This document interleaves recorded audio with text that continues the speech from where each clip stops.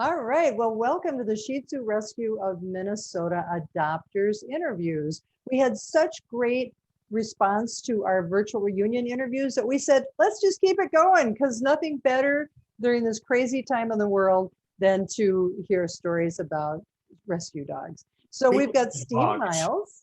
Yeah.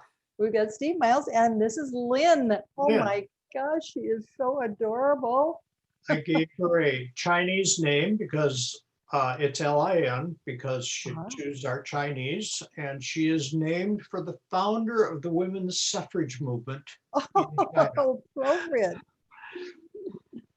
How appropriate. So how did you get involved with the Shih Tzu Rescue in Minnesota? Well, the first Shih Tzu I had was a dog who was found off the highway down by Rochester. And that was not through Shih Tzu Rescue. My daughter literally pulled it out of the euthanasia queue down there. Wow. And it had rickets and severe malnutrition and mange. And it lived with us for about 3 years, and it was a delightful dog and it loved to garden with me. So then we decided to go through Shih Tzu Rescue, and we decided to take an older dog. And this time we knew we were getting into a dog with renal failure. She lived about almost exactly a year. Wow. Actually, that was Wally. Oh, that was Wally. Okay. And so Wally lived for a year, got renal failure, and then died. But we knew from the get-go that she did not have long for the world. But she was charming because his tongue was always hanging out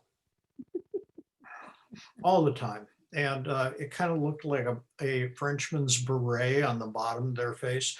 So anyway, she was a gas. And then we then decided to do another one. So this time I have a healthy one. This is Lynn, and she's 6 years old. She's a gas. She loves to garden. She loves to go for a walk. And this week, when she went out to take a pee outside, she responds to the command potty.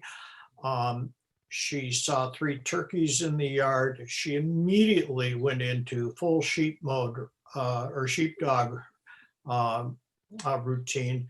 She split them into 2 groups. Then she split the 2 into 1 group. She chased them all off the property. Oh my gosh, brave dog. I wouldn't tackle those turkeys. No, she was amazing. In fact, one of them took off so fast it actually flew to the top of another tree. And, oh my goodness. So, but she's just a terrific dog.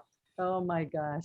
Well, you're kind of a serial rescue dog person, right? Yeah, we've had rescue dogs for 15, 20 years. Yeah, why rescue dogs? Because the other end of the business is kind of sorted. And there are more dogs than have homes, mainly because of problems with lack of spaying and neutering. Mm-hmm. And my daughter works for MinSnap, which is a not-for-profit spay and neuter society. Mm-hmm. And she gives me the background on the so-called not-for-profit breeder vendors who just really aren't, they're basically brokers, and there's nothing not-for-profit about the business. With a rescue dog, you're getting a dog that,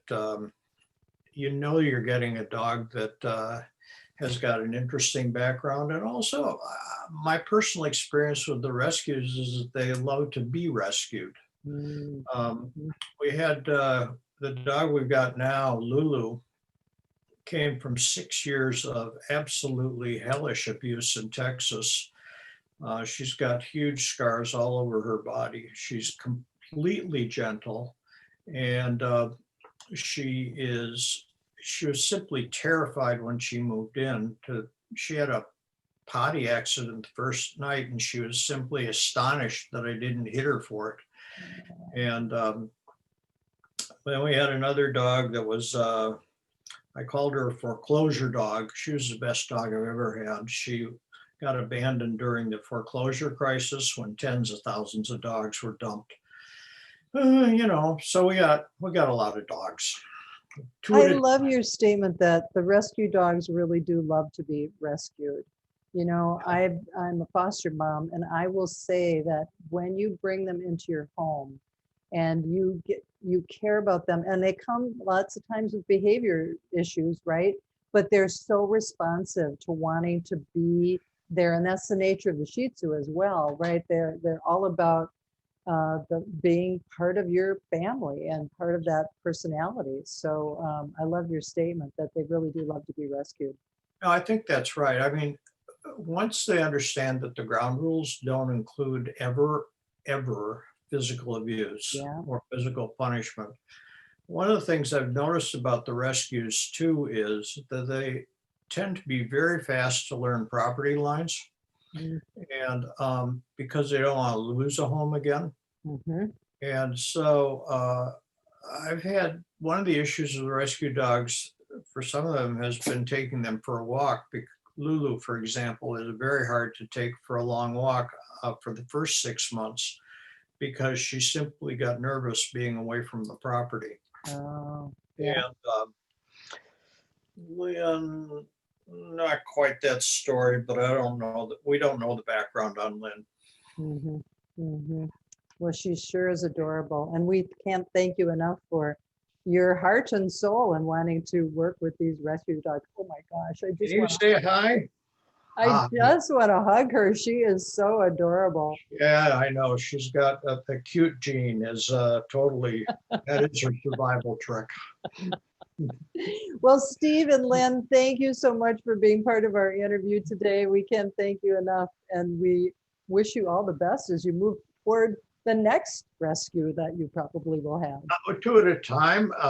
Two at a time. I don't wish for the next because then I got to lose one of the Oh, ones. that's true. That's true. Yeah, no, we don't want to do that. So thank you again, Steve. Appreciate it. Bye-bye.